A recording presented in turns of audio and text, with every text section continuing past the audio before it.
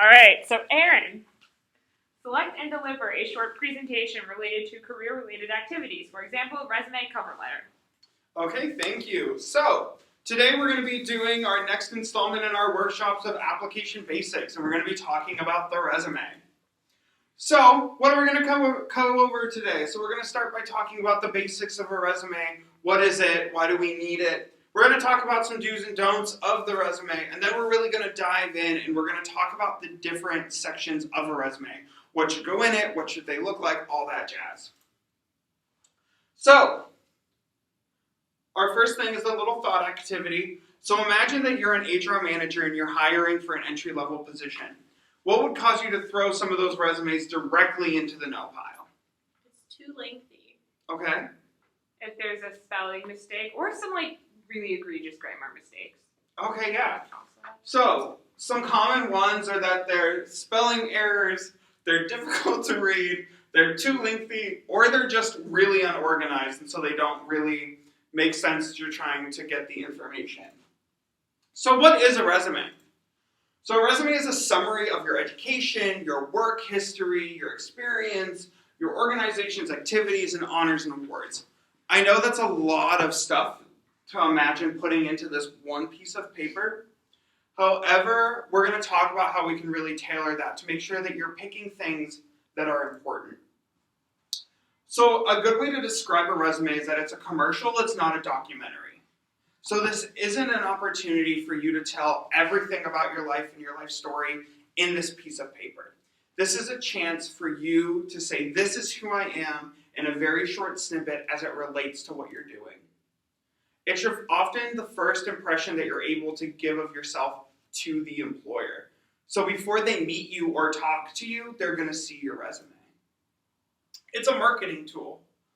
So this is your opportunity as that first impression with that commercial to convey what you're going to contribute to the company that is looking at your resume. It should show potential to do quality work, so that means it needs to be free of errors. And the purpose of it is to get an interview. It's for them to be interested enough in you from this application material that they want to bring you in and they want to speak to you. So why should you care about all of this? So as you can see, this is just a little example to talk about what it can symbolize to have a good resume. So if your resume is neat, it's well organized, it's error-free, and it has a professional appearance, what that is subconsciously saying to the people that are reviewing your resume is that you are neat, you are well organized, you have attention to detail, and you're careful and you're competent. So this is a chance to convey through a piece of paper what qualities you possess, beyond just spelling it out. So let's talk about some of the general guidelines of a resume. So the first is that the content needs to be relevant to the position that you are applying for. If I'm applying for, let's say, a secretarial position, or I'm applying to be an office manager, they don't care that I played basketball in high school. That doesn't matter to them, so it should not be on my resume. Employers in general spend 2 minutes or less looking at a resume. In reality, it's closer to 30 seconds. So that means that you need to have all of the relevant information displayed as neatly as possible to get that information across. Oftentimes, they use keywords to choose the people that they're going to have come in for interviews and to choose which resumes they're going to review. So you want to make sure that you have those keywords that fit the position you're applying for. This goes back to being relevant. That's something I'm going to talk about a lot throughout this presentation. There are a few things that I pick out, and relevancy is one of them. More is not always better. You are limited, as we'll talk about, for the space that you have for your resume. So just because you can tell me these 10 different jobs that you've had doesn't mean you should. So the length should be limited to one typed page, especially for you all as you're looking to finish your bachelor's degree. That is, you get one page to display who you are. That could change. The guidelines that I was given was that you get one page until you have 5 years of experience or a master's degree. Then you get to have 2. The font Arial for the heading, Times New Roman for body text, between 10 and 12 point font is usually okay. If you go above 12, they can tell that you're just trying to fill space. If you go below 10, it becomes hard to read with the naked eye. And the paper, it should be 8.5 by 11, 20-pound paper, white, light cream, or gray. A lot of jobs now you won't give an actual printed out resume. You'll be submitting it as a PDF. But if you are ever required to give someone or hand someone a resume, for example, if you're at a job fair, you really want to make sure that that's printed out on nice paper. So let's talk about some do's of the resume. What are some things that you should make sure that you're doing as you're preparing? The first is to customize it for each job. This for a couple of reasons. One, it really allows you to hit those keywords that are talked about in job descriptions. Two, it shows that you care about them as an organization. Three, it'll make sure that you don't accidentally leave something in there that indicates it's for a different job, because that is a big red flag. Should be pleasing to the eye and easy to read. We talked about this before in that thought experiment, that if something is easy to read and it's aesthetically pleasing, they are going to be more likely to look at it. If it's messy and it's unorganized, it goes right into that no pile. You want to list skills that employers want and you know you can bring to the company, but you don't actually just want to list them out. You want to use your job descriptions that we'll talk about later when we get into the sections of the resume to demonstrate what those skills are. You need to list your education and work experience always in reverse chronological order. So that goes the most recent first. We'll revisit that as we look at those sections, but it is always in reverse chronological order within the sections you create. You want to put your resume, cover letter, and references on professional style paper with identical formatting. So I know that right now we're really talking about the resume and the specifics of that, but oftentimes you do have to turn in your resume, your cover letter, and your references. It was once described to me as playing a matching game, like what you used to play when you were a kid. They should be able to look on a scatters of pieces of paper and know that these 3 papers belong to you because they all look the same. Have your resume critiqued by a career services professional or employer. I'm giving you some skills today, and we're talking about the officials of how to do a resume, but that's not enough. Once you take the time and you apply what we've talked about today, I want you to go back and meet with your career services advisor, and they're going to be able to help you with one-on-one critiques to make that resume the best it can be. Always start your bullet points with action verbs. There can be a whole list. If you just get onto Google and search action verbs, find the list of ones to use. You want short, concise sentences. Like we talked about in the previous slide, you got 1 page. So you need to make sure that you're getting your points across as quickly as possible using the least amount of space so you can fit more on. This says that you need to use quantifiable facts. So when you describe what you've done in a job, you want to say, I was able to earn this much money, I supervised this many people, I worked with this large of a team or this many staff members, because that makes your accomplishments tangible. And then proofread, proofread, proofread. This is another thing that I will say multiple times before you leave me today. If there's one thing that you need to remember, it's that you need to proofread. When I was an undergrad, went to my first career fair and I was super excited. I handed out 20 copies of my resume to get home and realize that I misspelled the word involvement, as it was bolded and underlined on my resume. You want to know how many interviews I got from that career fair? 0. So, proofread, proofread, proofread. So, what are some things you should not do on a resume? The first, obviously, grammatical and spelling errors. Proofread, proofread, proofread. Make sure that it's not unprofessional. You do need to include an email address on your resume, so make sure that you're either using a professional email or you make a professional email. No one wants to interview someone whose email is at shopaholic96. So Make one that is professional or use a professional one whenever possible. Gmails are free. You don't want to become overly wordy with your descriptions in your resume because people are going to get bored and they're going to stop reading.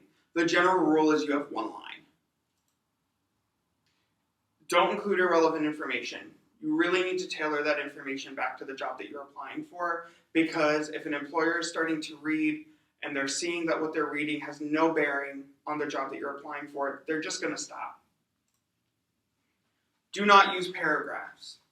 We use bullet points to break it down and to make easily digestible chunks. You should not include things like your home address or your mailing address. There is information that you need to include, but you want to make sure that you're only including the professional level of information. Don't leave large amounts of white space on your resume. You want to show that you're a good steward of the space that you're using and make it look very nice, and that's part of that is large blank spaces just aren't appealing on the paper. You don't want to use pronouns such as I, me, my. They can just start to get wordy and confusing as you're working through your bullet points. They also take up unnecessary space. Again, do not clutter with unnecessary information or non-essential information. Really use your best judgment with that. And you don't want to include personal information, specifically things like your social security number, your age, sex, height, weight, marital status, a photograph of yourself. For a few reasons. One is with a lot of hiring and HR policies, they are not allowed to know that information during the hiring process, especially at this level, just for discrepancy purposes. It's also not information that they need to know, especially things like your social security number. They don't need to know until they offer you the job. Okay, so now we're going to go through and we're going to talk about what the sections are that exist within a resume.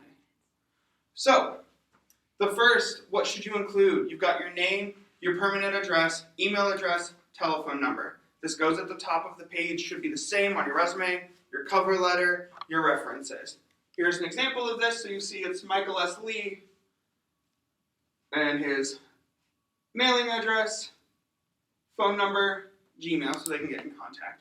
The address is not as important unless they specifically request that you include that. The next is your education. So you want to include the name of the institution. On this example, we'll look at the undergrad, that's Kent State University in Kent, Ohio. The name of the degree. Mine was a BBA in managerial marketing and a minor in advertising. List the degrees in reverse chronological order. I got my bachelor's degree first and then my master's degree. Date of graduation or expected graduation. The date of graduation is expected in May of 2020 for my master's. You only include your GPA if you have a 3.0 or above. That is because a lot of employers will use that as a cutting mechanism. So if you have anything below a 3.0, you're automatically out of the pool, even if it's a 2.9. So you want to make sure to only include it if it's a 3.0 or above, and always round that to the nearest tenth. At this point, if you're a freshman or a sophomore, you can include your high school information. Once you're a junior in college, none of that matters. Take it all off. It was hard for me to do, but you got to do it. The next is more of an optional section, and that's the objective. This is becoming more popular on resumes, but is not a requirement. It's really just to communicate the type of position you're interested in. So some examples are management trainee position with a specialty realtor, technical sales with an energy-related industry in the Southwest, long-range goals of regional sales and management. So it's just very quickly stating, this is who I am, and this is what I want. The next section is your qualifications. That's where you're able to talk about jobs and what you've done. So it's a brief synopsis of the most relevant skills and experiences, and you really want to match it to the job being sought. So an example here is I have event and conference services graduate assistant.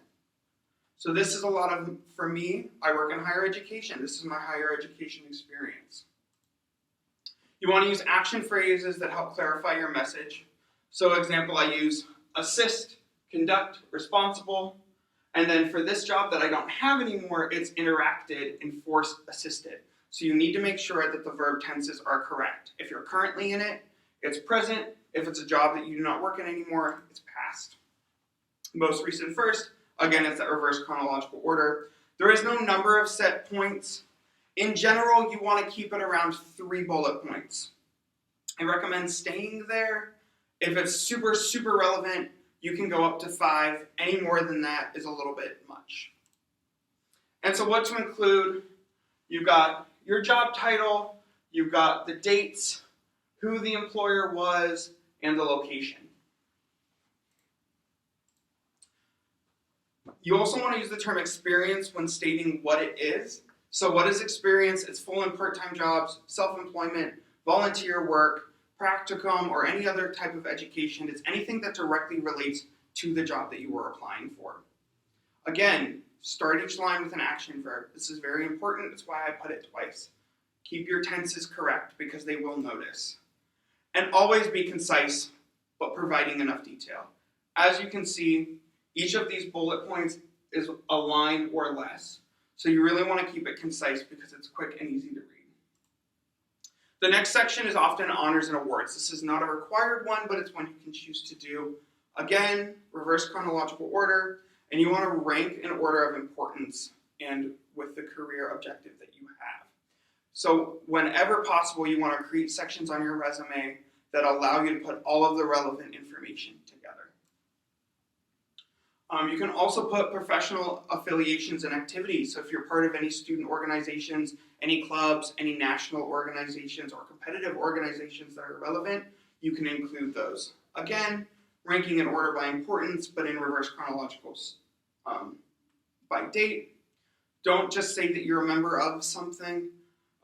You really should only include it if you held some sort of leadership role, so such as the president, VP, treasurer, secretary, what have you. Emphasize those leadership roles and always spell out the organization's name. Do not use abbreviations. These are just some other sections that it's up to you. You can include if you want. You got certifications, computer and technical skills, volunteer experience, extracurricular activities, professional development, presentations, military service, but you only want to pick those that are relevant to your job. If it's relevant and you've done professional development specifically to what you want to go into, include it. That's great. If it's not, you can leave it off.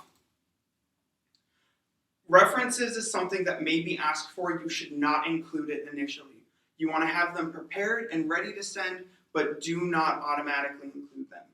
They are put on a separate page. You need to include the full contact information, have 3 to 5 of them, but always ask the person first. There is nothing worse than if they get a call from a job saying, we're calling to talk to you about this person, and they didn't know that it was coming. So the last thing is a brief little exercise. It's another quick little thought experiment. I want you to make a list of 5, or make 5 lists that include where you went to school, where you've worked, your skills and qualifications, references, and professional affiliations. You don't have to do this right now, but it's something that I encourage you to do after as you reflect on this presentation. And then if you're missing any of this information just off the top of your head, that's where your research exists. That's where you need to think, what else can I include in my resume that is experience to the job that I want? And a couple of finishing touches. These are just my pet peeves with resumes. Font sizes and styles, keep them consistent, keep them neat, keep them visually appealing. It'll make them more likely to read your resume. Your margins should be no smaller than a ½ inch. Leave spaces in between your headings and resume. It makes it easier to read.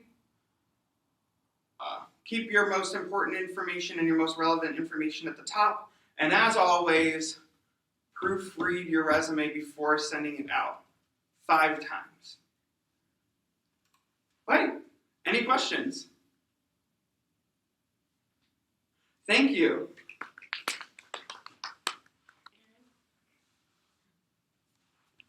Oh no, you keep recording. Yeah, we keep recording for the feedback, yeah. Yeah. Did you proofread? Listen, it's one thing. I found another one. Yeah. Wait, what was the other one? You said lists, and then you did the same thing twice. It said, like, don't include personal information, and then it ends up digging at the bottom. Yeah. But other than that, it was really good. It's very informative. I learned a lot. I think there's a lot of information, and going through, as we kind of talked about, I think going for, like, the do's and don'ts first was nice, but I think to, like, finish it up with that, because that, like, re-elaborate what you already spoke on for, like, in the section. So I think, like, having at the end with the bullet points would have been, like, easily, like, to remember it better that way. Yeah. Than at the beginning. And I think that I should have split up the do's and don'ts, because I think there were some do's that made sense to go before I talked about the sections, but then it could have been, like, general do's and don'ts, and then, like, sections do's and don'ts. Yeah. I think, like, some of, like, the general guideline stuff you had overlapped a lot with do's and don'ts. So I would just, like, if you choose to go back and look through this, like, see where that overlap is, and then, like, mush the information, or even, like, you may not even end up needing general guidelines, because you end up saying a lot of that stuff later anyway, so. Yeah, I think I even could have cut that down to just those 3 sections that were, what was the length? Like, what's the font size? Yeah. What should it be printed on? And that could have been the general guidelines, and then incorporated the others into different sections. And I think, too, for the sake of time, trying to, like, if you were honing in on just, like, this is, like, the resume in general, and then you had, like, the section on references alone. Like, for me, like, I understand the connection, but I think, like, if you're honing in on, like, one specific topic to, like, stick with that, or have, like, a broader general sense of everything. But overall, it was very well done. It was very informative. I liked the screen. Very pretty blue. I know, It was like, visually. I felt like it was a really visually appealing. No, and I liked when you stuck in your own resume, because I think that was helpful to be like, because you knew what you were talking about, which I know sounds like weird, but it was like, this is literally my resume, like, this is. Although at one point you started pointing to, like, that This computer screen screen. instead of this. Yeah, one. but then you like corrected yourself, so I think you realized what you were doing, which I don't know if that was just like, well, this is right in front of me, so I'm going to start pointing at it, which, like, I still don't understand. Like, I'm going to put this on the record for Dave, I don't care. I still don't understand Hassan's whole thing with, like, don't look at the screen, because then I still never understand where the best place to look is. Well, and I think that's what I really would have liked to have, like, a projector as opposed to a screen, is that I could have used the laser pointer. Yeah. And been like, looking at this and looking at this, which I can't do with this. And also, like, I'm not making excuses, but this is so high. It is high, yeah. That I'm like, this. Right. And I like that, I know this was how you interpreted the question, but I liked that you tailored it to, like, a student workshop, because when we were hiring for the SFL assistant director, like, we had them do, like, a student-tailored thing, because, like, realistically, for some of these positions, like, you're going to be working with students, and they want to know how you'll talk to them, so I thought that was really smart, too. How do you feel like the presentation style itself? Like, not as much like the PowerPoint, but, like, me. I think you're very engaging. Yeah. Easy to talk to, easy to listen to. Like, I like the fluctuations in your voice. You're very upbeat and, like, happy. You don't use vocal tics, which is good. You use, like, your arms a lot, but, like, not in, like, a distracting way. It's very much, like, I don't know. It's a family trait. It brings people in. It's during my mock interview, I asked if I use my hands too much. So, like, I get it. But it, like, drew me in more that you had, like, more emotion. I'm glad I didn't have verbal tics. I've been told recently. Especially when I interview, I had the verbal tic originally of, I think. And then at the start of my questions, and then in my second mock interview, I switched it to so. Oh, interesting. Which is better than I think. Yeah. So, like, I'm going in the right direction. I honestly didn't notice anything. That is better than Yeah. So are you supposed to include your address in a resume or not? Only if they ask for it. Okay.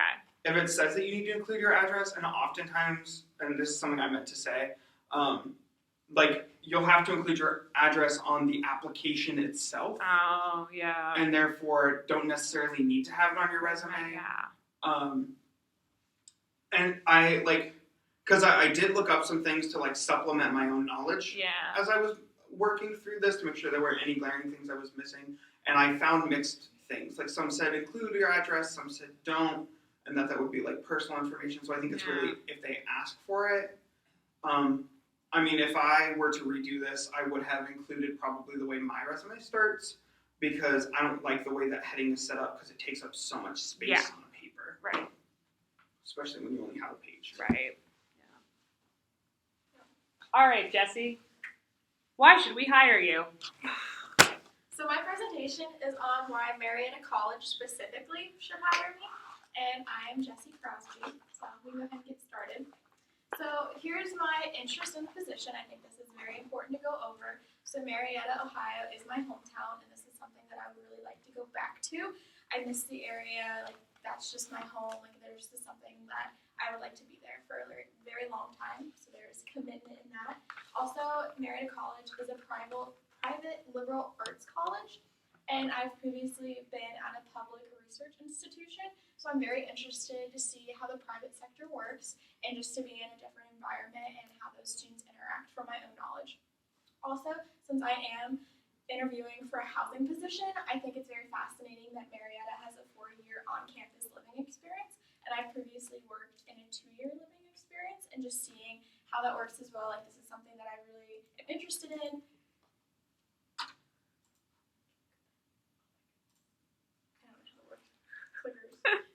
But this is just something that I'm interested in, and I would like to have more of that experience, and I find it very fascinating. Also, Marietta only has 1,200 full-time students, and that's currently considered a very small institution, whereas I have been at a large with close to 30,000. So that's something else that's different that really piques my interest, and I would like to make meaningful relationships with that and have a good understanding of how those students interact. So, now we're going backwards. So my biggest weakness is I don't know how to use technology, but we're learning. So qualifications. Currently, I am working on my master's degree in college student personnel, which is one of the requirements here to apply for this position. I am currently estimated to graduate in May of 2020, so it'll be this upcoming year. At this time, I have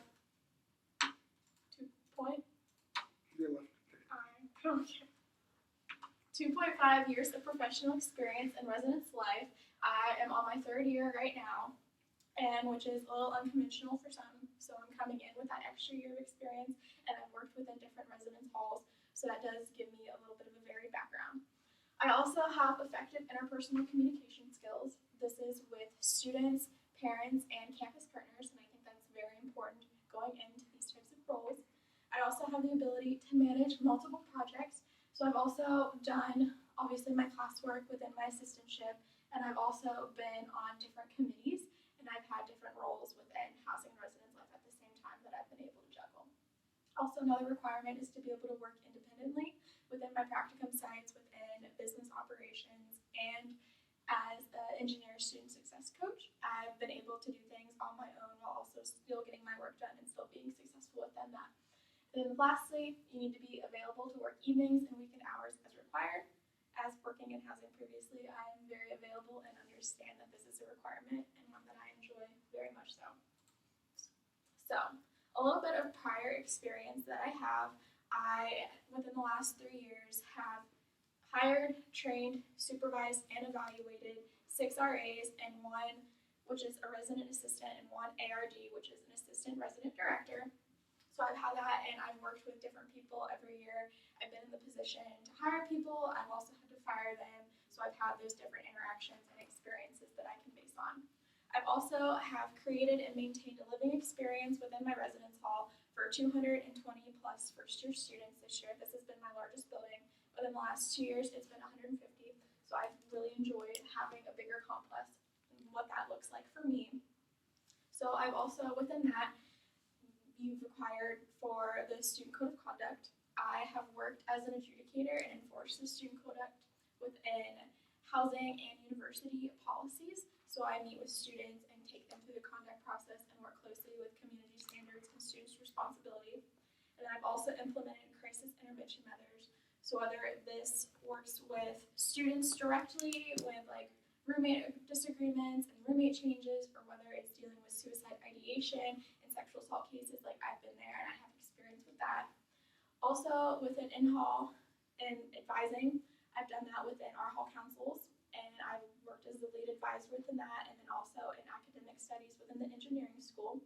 We actually implemented here at OU a residential curriculum within this first year, and I spent the summer creating my own Bobcat Living Experience plan, setting up like what our whole relationship building and what like types of engagements we were going to do for the whole year and for my specific building, which is very neat, something I like to speak on.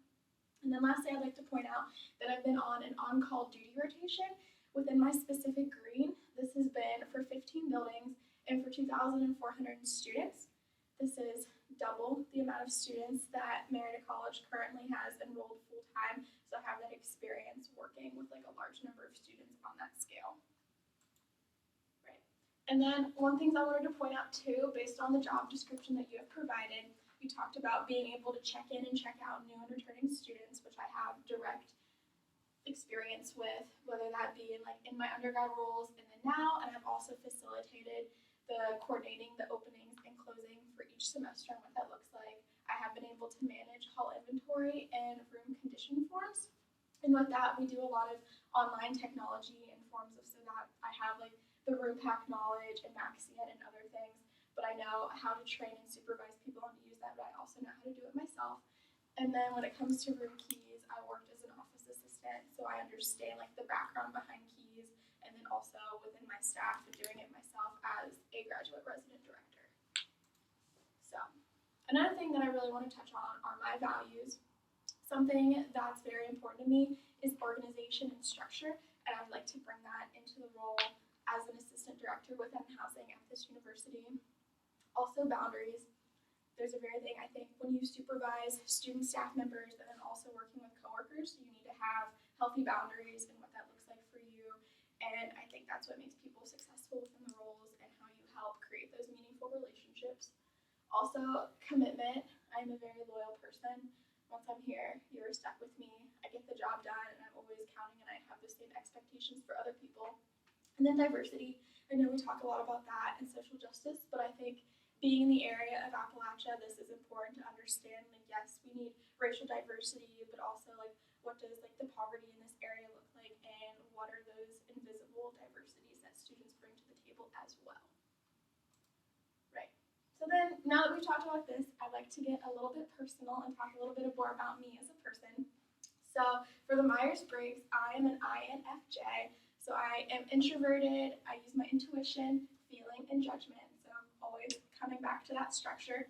This is very important because it's actually the second most common type that you will find out of the 16 in student affairs, and ENFJ is the first one. So going back, I know a lot of people think that introversion is a weakness, especially within our career field, but I use that as one of my strengths, and it's something that I enjoy and I think can really bring to the table being at a smaller institution, because I can create those meaningful relationships with students and expand upon those. For my strengths quest, my top 5 are discipline, relator, empathy, intellection, and harmony. I think these are important as well. I like to get stuff done. I like my routines. Like, I am constantly like trying to make those connections with people, but then also realizing that these are the things that we need to get done, and this is how we're going to do it. My Enneagram, I'm a type 1, which is the reformer. So I think it'll be interesting, like having the ability to work on a smaller staff, because I like to fix things. I'm very much a perfectionist, which I know there's a negative connotation with that, so that's something I'm trying to work on, but I like to constantly be improving things and recognizing what we need to do to like help our students and where as a department that we can grow and evolve. So, and then this is my cat Gypsy. She's my pal, very important, and I would love for you all to get to know her. So, and then I think my very last point, that this is really what I hope to gain from this position. I think it's important letting you know what I bring to the table, but also what I want to gather from you. And I would like to work with upper class students. I've only ever worked with first years, so I have them pretty down pat, but I think that upper class are a whole other different section, and I have ideas, but I would really like the opportunity to try to jump right on into that and figure out what that looks like. Also, you mentioned within the job description that this position will be encouraged to teach the new PILES student success course. I also would like to do that, so I'm very eager and ready to learn. Also collaborating with other campus departments. I've worked in the summer with campus conference and event services, and I work closely with OUPD here on campus and other centers within the university, and I would like to continue to navigate this at Marietta College and form those relationships and really figure out what that looks like and how we can continue to evolve together, because I think that's very important. And then my last one is just an understanding of new institutional culture. This is where I grew up, but I never really been on campus or what that looks like. So I would love to get to know more about Marietta College and what that looks like for you, and what that could potentially look like for me. So, any questions?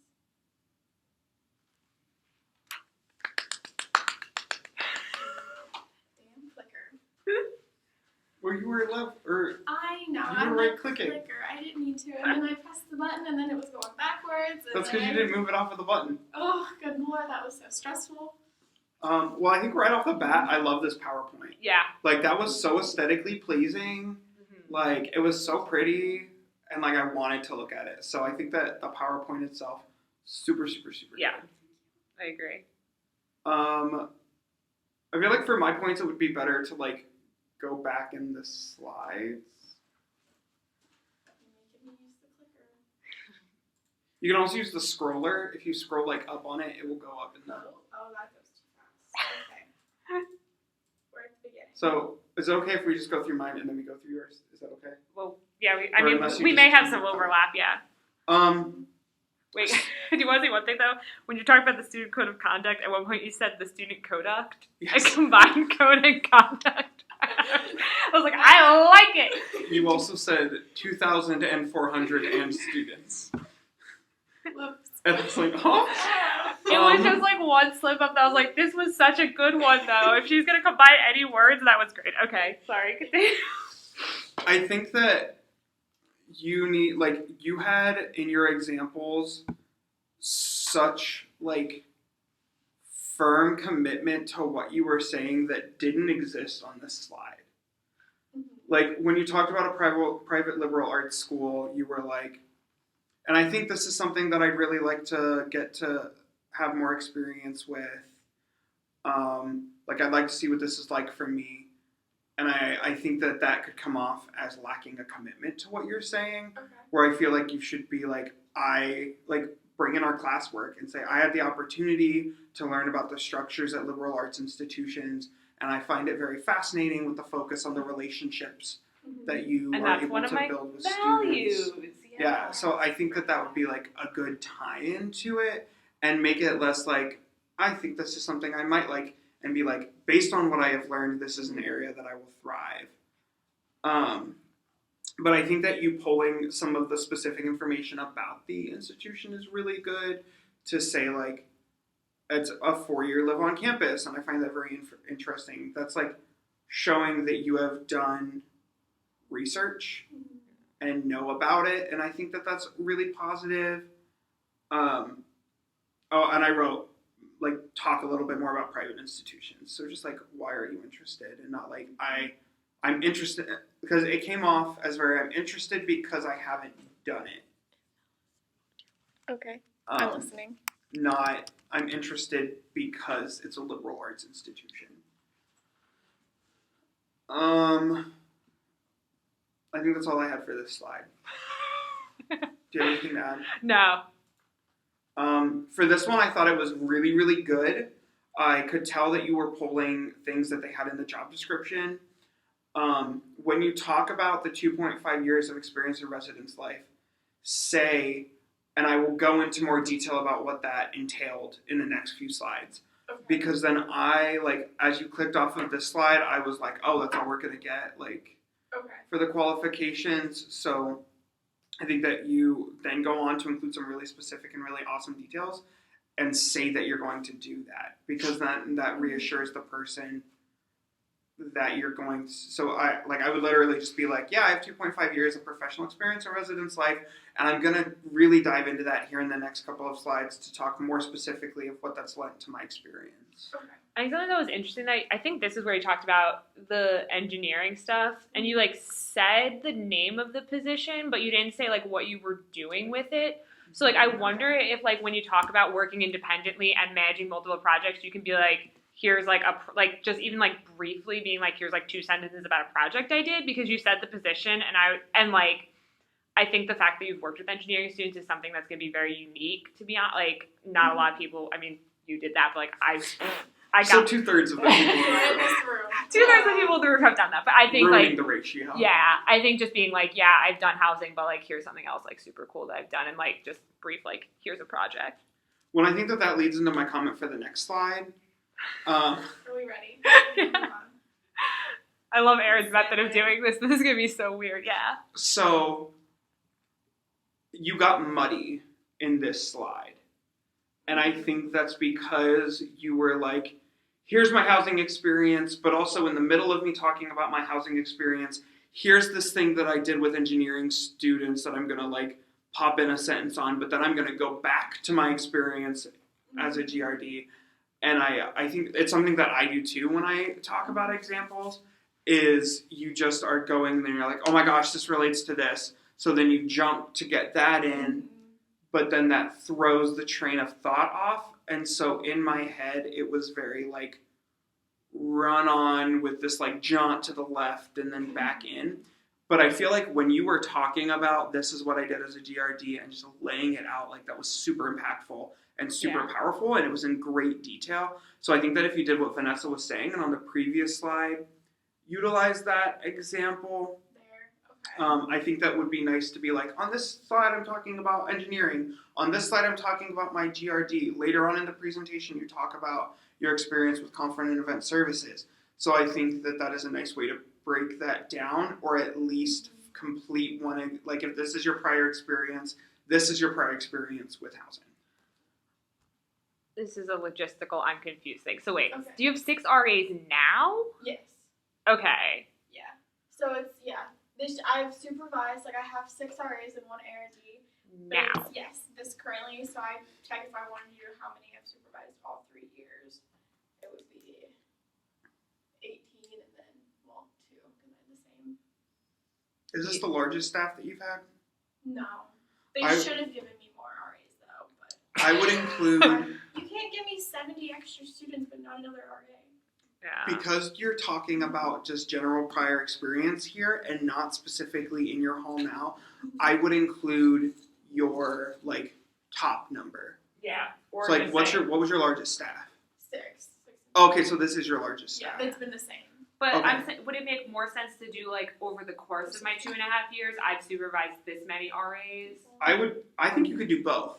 I think you could say that in your like time as a GRD, you've hired, trained, and supervised this many RAs and ARDs. Okay. Currently, I supervise 6 RAs and 1 ARD. Yeah. Because I think that quantifies in both areas of like total people that I've supported, total people at a time that I've Yeah. supported. Yeah. Should I do that then for, because it's first year students, so it would be an additional 300 on top of it. So it'd be 520. Well, that says for a residence hall Okay, specifically. so that's Do you know what I mean? Yeah. Yeah. Okay, that makes more sense. And that's your largest, right? Yeah. So I think that because on this one you've had varying levels of students, I think it makes sense for you to use that number as like this is your large community. Yeah. Yeah, I think that works. And should I throw in the TSP kids at any point? I think that would be helpful. I think that when you talk about and when you say implement crisis intervention measures, I think that you can talk about that you handled that specific student population that are historically more challenging. And so it's for transfer students who are coming in who didn't quite meet the qualifications that to group. get into Okay, Ohio yes. University. Yes. Um, That's what I thought. and so I think that like that is something that you should add because that is something very specific that you did. So that shows that you know how to handle those traditional like problem students. Does not everyone For have Dave, them? I'm making air quotes. No, because they put them all in one building together. They're like incoming first year students, but they don't have the grades Yeah. and everything. So they thought that if they put all of them together in one space, that they would study and learn. But instead, they just want to kill everybody. I was gonna say, I feel like there's like one kid. There's one in my UC 1000 class. So I was like, I know what this is, but I'm like, I don't feel I like have 3. I don't feel like this is a genius idea. And then, because then they have to stay longer anyway, because they're put in like extremely low level classes so that they can do well and then actually get their GPA. Because it's like a conditional. If you get Yeah. the GPA of this, then you can actually be fully admitted. All right, So it's very interesting. whatever. I don't Next. agree, but it's fine. This is why I don't work in housing. I think you could have brought conference and event services into this, because into this slide specifically, when you talk about check-ins and check-outs for new and returning students. And at that point, I do think it's a time you can use two examples when you can say, not only have I handled the check-in and check-out of students within the residence halls, I have also, because you were in charge of that, like that was your collateral. And so you can literally say, for a summer internship, I was in charge of handling check-ins and check-outs for conference and event services. So I've also been able to handle check-outs for adults and high school students. Because you talked about parents, which I thought was great, but like any chance you can throw in to be like, I know how to handle like annoying parents, like go for it. Is it down pat or down packed? Down pat? Okay, I just wasn't sure. Isn't it like pat down kind of? Is that what that down means? Down pat, like when you pat something, like a. Is that what that means? Yeah, I don't think they're related, but in my mind. Okay, you said down pat, and in my head I was like, is it down pat or down pat? Enjoy the tangent, Dave. I thought your value slide was good, but I thought it was out of order. Okay. I think, and you can take this or not, I think that you should do your about me slide that has like, this is who I am, and then talk about your values, because then it's, this is who I am, and this is me in a personality trait. Now here are my values, and here are how those personality traits play into the values that I possess. Because you kind of started to do it, but I think it makes sense doing it the opposite way. I agree. Yeah. Yes. I wondered about that too. Because that's like the flood. This is one of my favorite pictures of Gypsy. Doesn't she look so cute and precious and innocent? And like not a demon, which she actually is when you're like, I hope you all get to know her. And I'm like, Gypsy's not going to get to know anyone. She's going to bite their arm. She likes you. She slams cabinets. I've never seen a cat do this. She goes over, opens it up just a little bit, and then lets it hit at 3 in the morning to wake me up. Damn. But look at her. I hope you all get to know.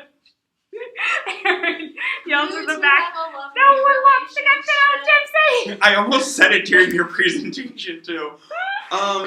This slide I thought was good, but I also think you need to watch the language just like you did in the first one to be like, instead of just saying understand a new institutional culture, I would say better understand, to indicate that you already have a concept and a base of knowledge of what a liberal arts institution is, but I want to further that, and I want to be able to develop it into my work and my work style. So I think it just keeps it from being that, like, less of saying I have no experience with this, and more of saying, even if I don't have physical experience, I have an understanding that I want to apply to practical experience. Because that's what I went through the whole job description. I was like, okay, what is, like, do I not have, but then also, like, what do I want to continue to bring that I'm excited about? And how can we do that? And then also just to fill up the slide. Because I feel like this is something people don't talk about. No, this is something that like was in my prompt, and so like I like that you included it also, because like in higher ed we're all about like how can you also grow from this job, not just like. And I 100, like I will repeat, this was a great PowerPoint. Like, I'm going to send my information for my prompts to you, and you're going to make my PowerPoint. Like, this was beautiful. I can do that for you. When you have your job at... Yes, Dave, I have an interview at Marietta College next week. This is the announcement. Vanessa, describe the path that led you to choose this type of work for your career. In addition, illustrate what prepares you to do this work, and how do you see this particular position preparing you for future career opportunities? All right, thank you, Aaron. Like Aaron said, my name is Vanessa. This is my forum for the program manager for the Pennoni Honors College academic programs.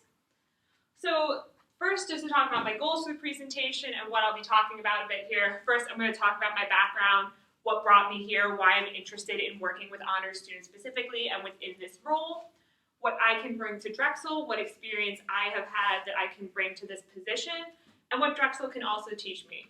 being in higher ed, we're always interested in areas of growth and how we can improve, and so there are some things that Drexel will be able to teach me as well.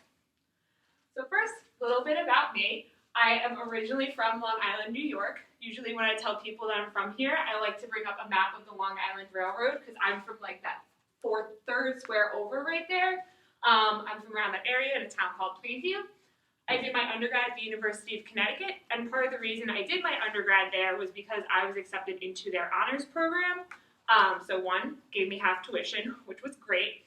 But number two, a big component of their honors program was developing a community for students, which included a residential component, which was important to me because I had the opportunity to live with other students who were very academically minded and academically focused, like I was in high school, and just be surrounded with all these really intelligent, driven people, which is part of why I'm interested in continuing to work with honors students now.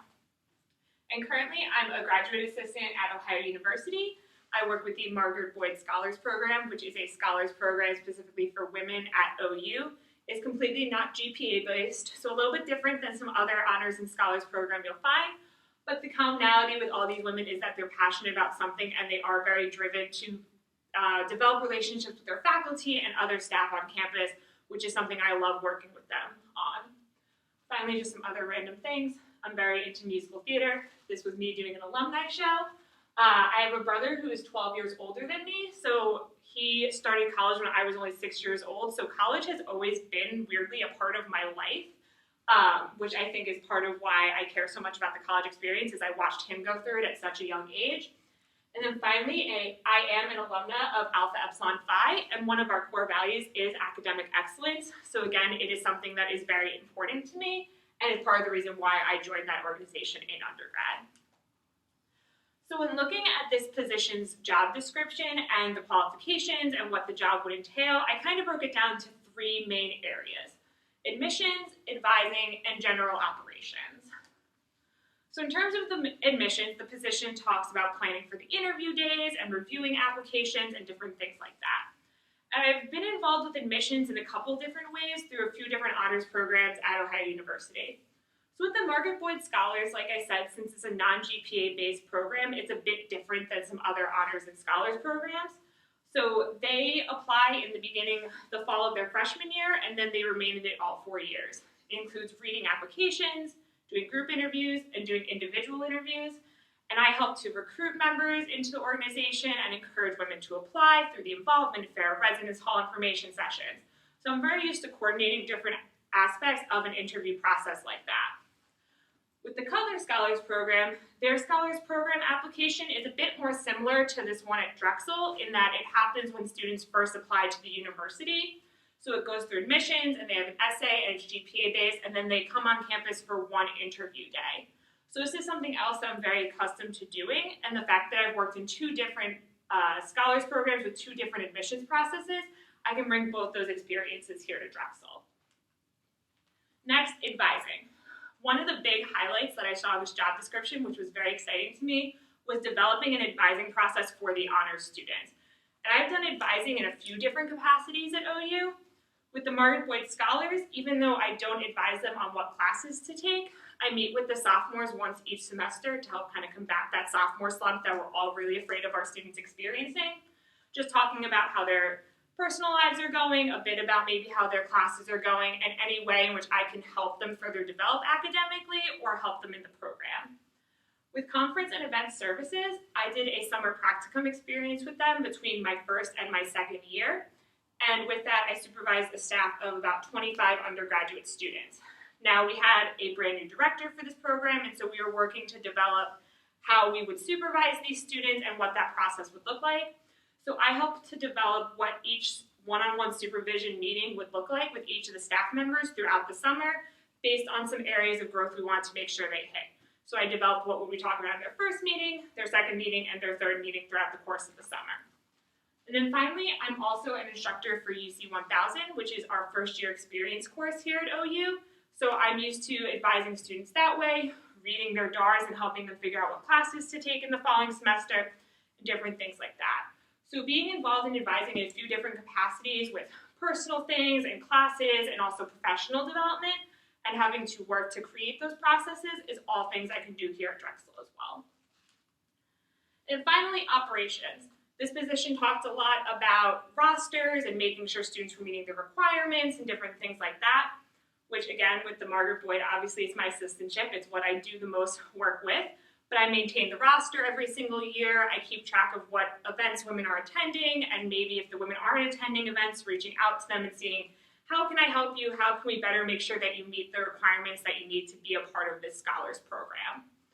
In undergrad, going back to my involvement with my sorority, which was a very important part of my undergrad, I also helped to maintain our point system to make sure, again, that all the sorority women were doing what they needed to do to maintain their membership. So I'm very used to numbers, I'm very used to logistics, I'm very used to Excel spreadsheets, so I will be very comfortable doing that here at Drexel too. And then finally, like I said, I don't know everything, so here are some things that I can learn at Drexel as well. The position talked a lot about working with the registrar's office and working to book classrooms for different classes and making sure all the honors classes were scheduled throughout the different semesters. And while I know how to do logistics, I've never worked with a registrar's office before, and I've never worked to schedule classes. Sure, I can schedule a meeting with an executive board, but I've never worked to organize a bunch of classes throughout a semester. So this is a big area of growth for me to see what it would look like to schedule over the course of a semester. And finally, a lot of assessment work was brought up. I've done some assessment with Margaret Boyd. I figure out what events they want to do each semester, which ones worked, which ones didn't. But I'd love to get more into assessment and get into different ways of doing assessment besides just sending my students a survey at the end of every semester. I'd love to get more experience doing focus groups or maybe different individual interviews. So that's something I'd be really interested in doing here as well. Thank you. Questions? Wait, I feel like this was faster than when I practiced it like 2 nights ago. back to the top. Okay.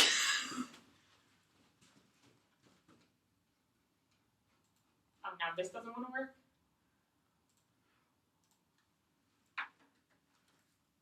Okay, so go to the next slide. Okay, go back to the first slide. So, you did not say the word Drexel when you did this slide. Really? No, you said Pannoni, and so then I got very confused on whether Pannoni was the university, and I was like, where is Drexel? Maybe you did say it, and I just missed it. Did you hear it?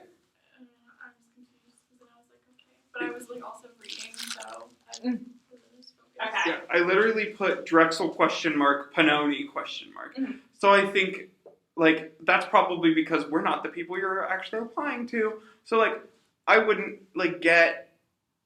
Like, I should still say I the would know. institution's name. Yeah. Yeah. That was my thing on that slide. I was just like, huh? Yeah. Okay, next. I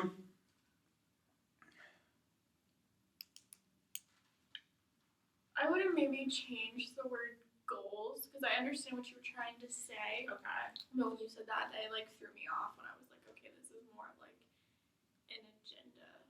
Yeah, I kind of, Okay. I always like, I feel like for this style, I mean, I'm always a big fan of using questions as headers. I don't know why, that's just me. Mm-hmm. But I also feel like when it is a more personal thing, you could have, instead of goals, it could have been like, what do I want you to know? Yeah. Like, I don't know why the word hokey is coming into mind, because that's not the word I want.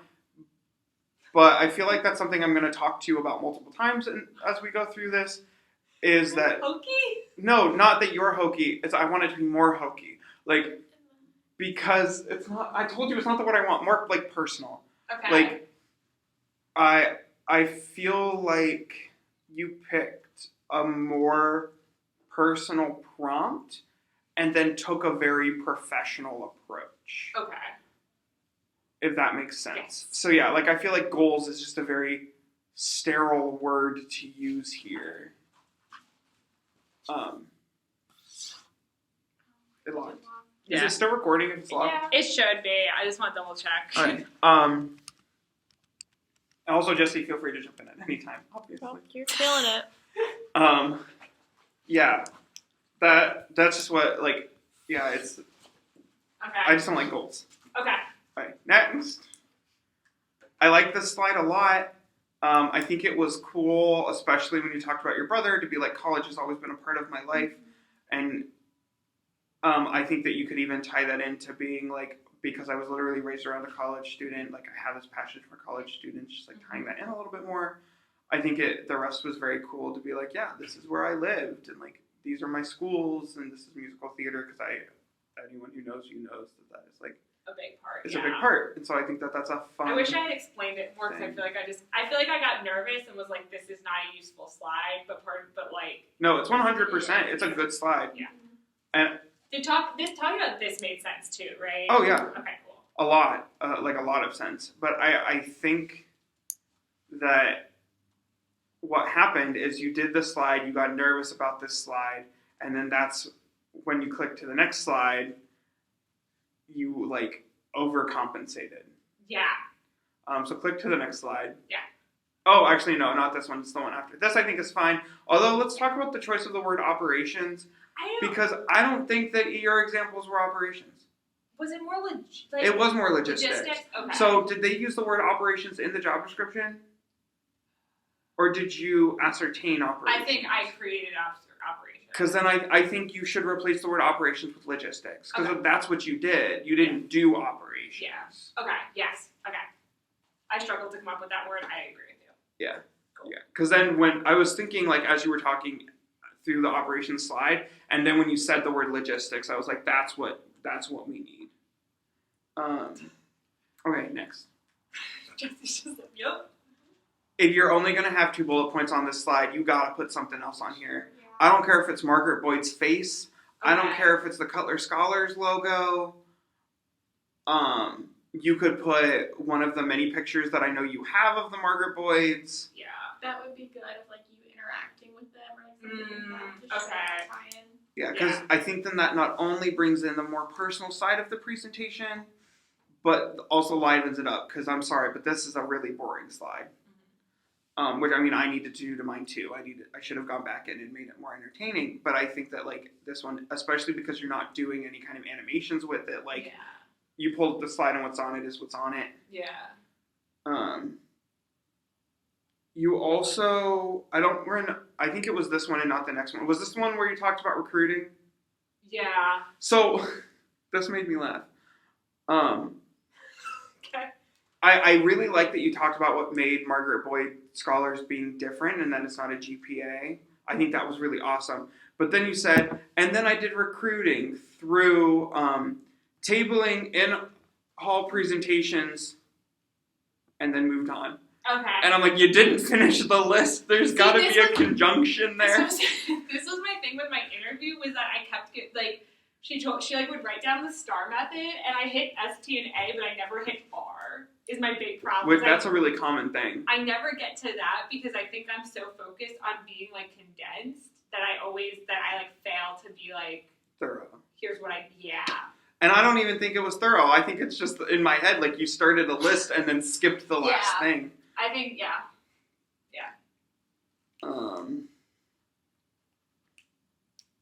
That's all I have for this slide. No, it was just more like to see a picture. Yeah. Right. Okay. Because I feel like too, like the beginning, like you start off talking about you, and it's like very personal, and then we just get straight down to business. Yeah. So trying to like keep that like flowing. On this slide, you should put the picture that you took with Aaliyah and Maddie when working for conference services. Yeah. I would also like to point out that I also helped develop this. You're like, I did this. I'm like, I was there too. But and take the credit for interview purposes. Take the credit. Yeah, I literally wrote maybe that picture you took. What I don't like what I said when this slide came up at all. I think that what you said was good. I don't like the order in which I explained things because realistically of these 3 experiences, the thing that related the most to the job posting was conference and event services. So I feel like I just should have hit on that first and then explain that Margaret Boyd specifically I advise for the sophomore slump, not I advise for XYZ and then say sophomore. So it's just putting the most relevant first. Yeah. And then saying, as some supplementary, I've done this and I've done this. Yeah. So I've also worked with these student populations. Yeah. But this is the most relevant. Yes. Yeah. We've talked about changing the word to logistics. Should I just write Because my undergraduate experience I specifically talk about is the sorority because it related most to the job posting. Just put the sorority name. I was gonna say. I think you could also like add some sub bullets or something. This is just Yeah. It's just not a visually engaging slide. Yeah. Which I think, because this is this is the personal prompt. Mm-hmm. I think it gives you freedom to be a little bit more hokey with your slides. I really hate that hokey is the word that's stuck in my head, but Yeah. No, but I get what you mean. I didn't have anything else for this slide. I think an assessment, you should at least touch on the class that touch on the fact that we take an assessment class, and maybe talk about your research project, even though I know you don't feel it's like. Well, Because you've done like that. That is saying I was able to do assessment with the Office of Community Standards and Student Responsibility, in which we looked at this. And I know that right now you might not have your findings and recommendations like nailed down. Yeah. And so like you might not have the complete story to tell for it. Yeah. But I think that's something that you should include to say, because I think it goes like right back to what I told Jessi. Like instead of saying I have no experience, saying I have an understanding but want to expand. Because with registrar, yes, you may not have specific experience advising students on registering for classes, but I'm sure you've talked with your Margaret Boyds about what classes they're going to take. Yeah. You've talked with your UC 1000 class about classes they're going to take. So you have experience in discussing classes, you just don't have experience in registering for them. So I think you can say, I've been able to advise students and talk to students about their classes and building those schedules. I just haven't been able to like have that last piece of helping them to register. And yeah. Like even getting, because you talked about like the logistical piece of it too. Like like we've worked with EMS over the summer. You can say like this, like I've done a little bit of this, so like I have knowledge of it. Yeah. Like to further expand. Mm-hmm. Well, and I think that if you like going back, I didn't think of this, but if you were going to talk about operations, you hoped to run halls. Yeah. This summer, like that's operations. Yeah. But that can also be logistics. Yeah. So. I think my big takeaway from this is like in my head, there's so much more I wish I had spoken about, and like I need to figure out balancing between putting everything I want to talk about on the slides. Well, and because I feel like this is a little bit of a cop-out answer to how do you see this particular presentation preparing you for your future opportunities. Yeah. Not a cop-out, but I feel like it's a little incomplete. Yeah. Well, I think like what I'm struggling with in general is like the concept of asking me where do I see myself in the future, because like. You don't know. All I know is I'm eventually going to go for my PhD. Which, like, may not be a bad thing. And talk about time structure. And, smash all the clocks. But that may actually not be Should be your TED Talk. You should just walk out with a clock and throw it on the ground. No, so I think, like, putting more on here and even putting on more pictures would have been better cues for me to remember things I wanted to say. And how I wanted to say them. But I think that, like, I think it was good. Like, yeah. I know that I'm just kind of, like, going nails to the coffin, yeah. but. No, but, I mean, it's important, like, everything I need to kind of clean up.